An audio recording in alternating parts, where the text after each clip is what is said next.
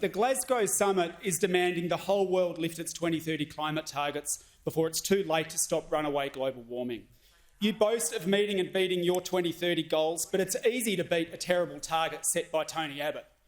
The US has lifted their 2030 targets. The UK has too, with a 68% cut.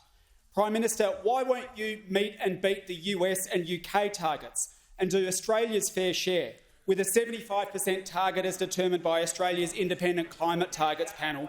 Or have you given up on keeping global warming below 1.5 degrees, condemning regional Australia to extreme droughts, floods and sea level rises?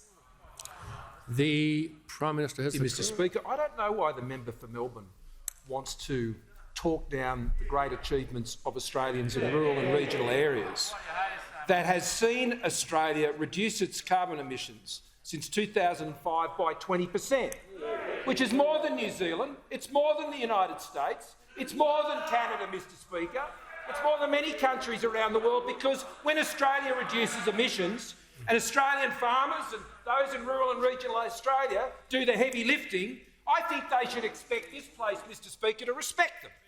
They should respect their efforts and they should respect their contributions. But, Mr. Speaker, I think Australians are growing a little tired of the Greens, Mr. Speaker, and joined officers by also those opposite from time to time, Mr. Speaker, in talking down rural and regional Australians and their contributions to ensuring that their environments and their communities, Mr. Speaker, are stronger and their way of life is protected. Mr. Speaker, the targets that I took to the last election, Mr. Speaker, were endorsed by the Australian people. They rejected the targets that were put forward, Mr. Speaker, by the Labor Party and the Greens. They rejected them. They endorsed our targets, and I said we would meet and beat those targets, and indeed we will, Mr. Speaker. We will keep faith with the Australian people on the things that we pledged at the last election, and we will exceed their expectations on what those targets were set out at the last election. Mr. Speaker, Australian people are doing the heavy lifting. Australia has the highest rate of solar on roofs of any country in the world. Last year, Mr. Speaker, we had more renewable investment in this country in 1 year than Labor had in 6.